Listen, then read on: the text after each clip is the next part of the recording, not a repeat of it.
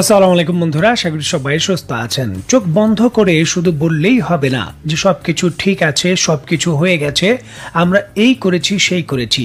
বাস্তবতা হলো যে পরিস্থিতি বাংলাদেশের অনুকূলে নেই, অত্যন্ত সংকটময় পরিস্থিতি, এবং বাংলাদেশ তার অর্থনৈতিক ইতিহাসে একটি বড় ধরনের ঝড়ের সম্মুখীন হতে চলেছে। দেখুন, এমনিতেই বাংলাদেশের ভেতর বিদেশি বিনিয়োগ নেই, অনেকটা থেমে গেছে। বাংলাদেশ থেকে যে সকল বিনিয়োগ ছিল সেগুলোও চলে যাচ্ছে। নতুন করে যুক্তরাষ্ট্র বাংলাদেশকে কেন্দ্র করে যে মিসাইল মেরেছে, এই মিসাইলের আঘাতে বাংলাদেশের অর্থনীতি আরো শক্তিশালীভাবে কাবু হয়ে যাবে। বাংলাদেশের রপ্তানি আয় অন্তত পক্ষে 20% কমে যাবে, কয়েক লক্ষ মানুষ কর্মহীন হবেন এবং দেশের অর্থনীতিতে একটি বড় ধরনের ধাক্কা সহ বাংলাদেশের বৈদেশিক মুদ্রার রিজার্ভেও বড় ধরনের প্রভাব ফেলবে। দেশের কারেন্সি ডলারের বিপরীতে অনেকটাই মান হারাবে এবং সরাসরি বাংলাদেশের মূল্যস্ফীতিতে এটি বড় ধরনের একটা আতঙ্ক তৈরি করবে। এতদিন তো শুধু বিদেশি অর্থনীতিবিদরা এই ঝুঁকির বিষয়টা স্বীকার করেছেন, এখন বাংলাদেশের অর্থনীতিবিদরাও স্বীকার করছেন যে অবশ্যই যুক্তরাষ্ট্র প্রতিশোধ নেওয়ার জন্যই বাংলাদেশের বিরুদ্ধে এমনটা করেছে। কারণ অন্যান্য দেশের বিরুদ্ধেও এমন শক্তিশালী পদক্ষেপ নেওয়ার সুযোগ থাকলেও যুক্তরাষ্ট্র সেটা নেয়নি, বাংলাদেশের বিরুদ্ধেই কিন্তু নিয়েছে। হিলারি ক্লিন্টন, যিনি ছিলেন ডোনাল্ড ট্রাম্পের অন্যতম বড় প্রতিদ্বন্দ্বী, যে হিলারি ক্লিন্টনের নির্বাচনে অর্থায়ন করেছিলেন একজন, যে স্মৃতি ডোনাল্ড ট্রাম্প হয়তো এখনো ভুলতে পারেননি, যার জন্যই নজিরবিহীনভাবে বাংলাদেশের উপর 37% শুল্ক আরোপ করেছেন ডোনাল্ড ট্রাম্প। এটি একটি নজিরবিহীন ঘটনা। বাংলাদেশের মতো একটি উন্নয়নশীল দেশের উপর 37% শুল্ক আরোপ যুক্তরাষ্ট্রের ইতিহাসে একটি নজিরবিহীন ঘটনা। এর পূর্বে কখনোই কিন্তু এমনটা কখনো ঘটেনি। কানাডার উপর 25%, ভারতের উপর 25%, চীনের উপর 22%, অথচ বাংলাদেশের উপর 37% শুল্ক আরোপ করেছে যুক্তরাষ্ট্র। বাংলাদেশের কোন সংবাদ মাধ্যমের কথা আমি বলবো? সকল সংবাদ মাধ্যমেই এটি এখন প্রধান সংবাদ শিরোনাম। বাংলাদেশের যে পোশাক শিল্প রয়েছে, বাংলাদেশের রপ্তানির যে প্রধান বড় বাজার রয়েছে যুক্তরাষ্ট্র, সেখানে বাংলাদেশের পণ্য রপ্তানি করতে এখন 37% শুল্ক দিতে হবে। দেখুন, এটি সহজ কথা নয়। পূর্বে যুক্তরাষ্ট্রের বাজারে বাংলাদেশের যে পোশাক শিল্প রয়েছে তার শুল্ক দিতে হতো মাত্র 15%।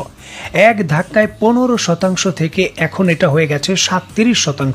এর মানে হলো সরাসরি যুক্তরাষ্ট্রের বাজারে এখন বাংলাদেশের পোশাকের মূল্য অন্তত 22% বৃদ্ধি পাবে। যদি আপনাদের একটু সহজভাবে বলি, যুক্তরাষ্ট্রের বাজারে কথার কথা, বাংলাদেশের তৈরি একটি শার্ট যদি যুক্তরাষ্ট্রের ক্রেতারা এর পূর্বে $100 দিয়ে ক্রয় করতেন, এখন সেটা ক্রয় করতে হবে $122 করে। দেখুন, এটি যুক্তরাষ্ট্রের বাজারে বাংলাদেশের পণ্য রপ্তানিকে প্রায় 30 থেকে 40% কমিয়ে দিতে পারে। এর একটি কারণ আছে। দেখুন, বাংলাদেশ যুক্তরাষ্ট্রের বাজারে যে পোশাকগুলো রপ্তানি করে, এটি হাই ভ্যালুর কোনো প্রোডাক্ট নয়। মানে আমাদের যে টার্গেটিং কাস্টমার রয়েছে তারা উচ্চবিত্তের লোক নন।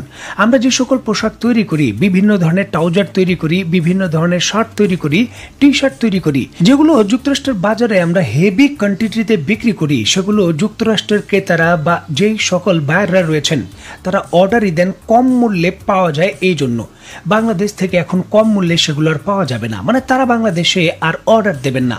কোন এর প্রতিদ্বন্দ্বী হিসাবে ভারত বাংলাদেশ থেকে অনেক সুবিধাজনক অবস্থানে রয়েছে। দেখুন, পোশাক রপ্তানিতে বাংলাদেশের বড় দুইটি প্রতিদ্বন্দ্বী দেশ হলো ভিয়েতনাম এবং চীন, এবং হিসাব বলছে নতুন শুল্ক আরোপে চীনের উপর শুল্ক আরোপ করা হয়েছে 34%, ভিয়েতনামের উপর আরোপ করা হয়েছে 46%। সুতরাং এই ভিয়েতনাম বাংলাদেশের প্রেক্ষাপটে তেমন সুবিধা পাবে না যুক্তরাষ্ট্রের বাজারে। তবে এই জায়গায় চিন্তার বিষয় হলো ভারতের উপর শুল্ক আরোপ করা হয়েছে মাত্র 26%। দেখুন, 37% শুল্ক বাংলাদেশের জন্য একটি বড় ধাক্কা, কারণ যুক্তরাষ্ট্রের বাজারে আমরা রপ্তানি করি প্রায় 8 থেকে 9 বিলিয়ন মার্কিন ডলার। এই 8 থেকে 9 বিলিয়ন মার্কিন ডলারের মোটামুটি 90 থেকে 96% আয় হলো পোশাক শিল্প থেকে। এবং আমি আগেই বলেছি, আমরা যে পোশাক রপ্তানি করি সেগুলো হাই ভ্যালুর কোনো পোশাক নয়, সাধারণ পোশাক। যেখানে এই 37% যদি মূল্য নতুন করে যুক্ত হয়, 37% আগের 15% বাদ দিয়েও যদি দেই 22% যুক্ত হয়, সেটা আমরা আর বাজারগুলো ধরে রাখতে পারবো না। ভারত কিন্তু 22% কম মূল্যে বিভিন্ন ধরনের ট্রাউজার, বিভিন্ন ধরনের শার্ট এই যুক্তরাষ্ট্রের বাজারে রপ্তানি করে সেই জায়গাটা দখল করে নেবে। অলরেডি কিন্তু বাংলাদেশের ভেতর ক্ষমতার পথ পরিবর্তন এবং সরকারের বিচক্ষণতার অভাবে বাংলাদেশের বড় বড় অনেকগুলো গার্মেন্টস বন্ধ হয়ে যাওয়ার কারণে ভারত অলরেডি সুবিধাজনক অবস্থানে চলে গেছে। ভারতের উপর শুল্ক আরোপের কথা ছিল 40%, সেই জায়গায় ভারত কূটনীতিক লবিং এর মাধ্যমে 26% করে ফেলেছে। যুক্তরাষ্ট্র থেকে এই ছাড়টা আদায় করতে পেরেছে। এখন বাংলাদেশের অন্তর্বর্তী সরকারের যারাই রয়েছেন এই কূটনীতিক লবিংটা কেন করতে পারলেন না? এর দায় দায়িত্ব বা ব্যর্থতা কি তাদের নিতে হবে না? ভারতের উপর 100% শুল্ক আরোপের কথা ছিল, ভারত সেটা কোনো না কোনো ভাবে যুক্তরাষ্ট্রকে ম্যানেজ করে 15 থেকে 20% অতিরিক্ত তারা যুক্ত করেছে, মানে তাদের 26% হয়েছে। এখন বাংলাদেশের ক্ষমতাসীন যারা রয়েছেন তাদের নিয়ে তো কম উচ্চবাচ্য শুনিনি। সরাসরি যুক্তরাষ্ট্রের প্রেসিডেন্ট টেলিফোন দেন, আমাদের ক্ষমতা রয়েছে চেঞ্জ করার, যুক্তরাষ্ট্রের সঙ্গে সম্পর্ক ভালো। এত কিছুর পর আমরা কি পেলাম? আমরা নিজেরাই স্টারলিংক তাদের দিলাম আমাদের দেশে সর্বপ্রথম দেশ হিসাবে, তারপর আমাদের উপর 37% শুল্ক আরোপ। আমি বুঝি না বাংলাদেশের যারা নীতি নির্ধারক আছেন তারা কি বুঝে বা কি খেয়ে নীতি নির্ধারণ করেন। যুক্তরাষ্ট্রের বাজারে আমরা $9 বিলিয়ন পণ্য রপ্তানি করি আর আমদানি করি মাত্র $1 বিলিয়ন। এই যুক্তরাষ্ট্রের পণ্যের উপর কেন আমরা 74% ট্যাক্স দিয়ে রেখেছি? কেন 74% ট্যাক্স যুক্তরাষ্ট্রের দিতে হবে বাংলাদেশে পণ্য রপ্তানি করার জন্য? যুক্তরাষ্ট্র বাংলাদেশের বাজারে গম, তুলা এবং সয়াবিন তেল এই জিনিসগুলোই প্রধানত বেশি রপ্তানি করে। এছাড়াও যেহেতু আমাদের বিমানের বহরে বোয়িং এর বিমান রয়েছে, আমরা কিছু যন্ত্রাংশ ক্রয় করে থাকি। কিছু হাই ভ্যালুর মূলধনী যন্ত্রাংশ রয়েছে, সেগুলো আমরা যুক্তরাষ্ট্র থেকে আমদানি করি। এখন এই সকল পণ্যের জন্য কেন 74% শুল্ক আরোপ বাংলাদেশ করে রেখেছে? কেন বাংলাদেশের এই নীতি পরিবর্তন হলো না? ভারতের মতো দেশ যারা বাংলাদেশে $12 বিলিয়ন পণ্য রপ্তানি করে আর আমরা রপ্তানি করি ভারতে মাত্র $1 বিলিয়ন, তাদের পণ্য বাংলাদেশে রপ্তানি করতে হলে ভারত শুল্কর মুক্ত অনেকটা বড় সুবিধা পায়। মানে তাদের উপর শুল্ক আরোপের যে ব্যবস্থা সেটা 10%-এর উপরও কখনো যায় না। চীনের ক্ষেত্রেও একই অবস্থা। তাহলে যুক্তরাষ্ট্র আমাদের এত বড় রপ্তানির বাজার, এই দেশটির উপর আমরা কেন 74% শুল্ক আরোপ করে রেখেছি? এই জিনিসগুলোর দ্রুত সমাধান দরকার। বাংলাদেশের কূটনীতিক পদক্ষেপ দ্রুত দরকার, কারণ আমাদের এই গার্মেন্টস ইন্ডাস্ট্রি এখন ধ্বংসের একেবারে দ্বার প্রান্তে। বড় বড় গার্মেন্টস গুলো বন্ধ হয়ে গেছে। বাংলাদেশ থেকে অর্থনৈতিকভাবে এক কথা বলা হচ্ছে, বিদেশ থেকে আরেক ভাবে, বিদেশি যারা অর্থনৈতিক বিশেষজ্ঞ রয়েছেন আরেক ভাবে কথা বলছেন।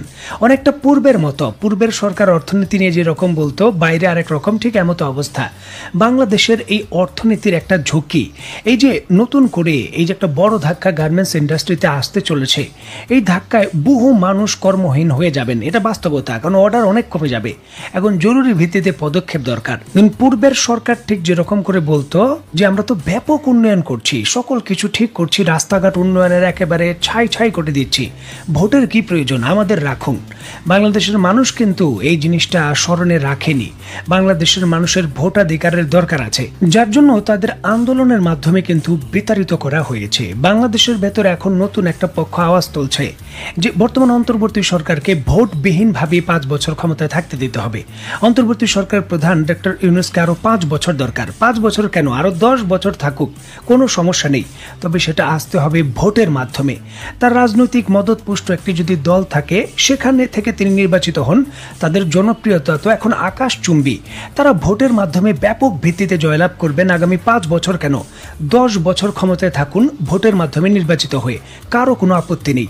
তবে এই প্রক্রিয়ার বাইরে গেলে দেশের পরিস্থিতি এবং অর্থনৈতিক ধাক্কা আসলে বাংলাদেশের মানুষ কতটুকু সামলাতে পারবে, সেটাই এখন প্রশ্ন।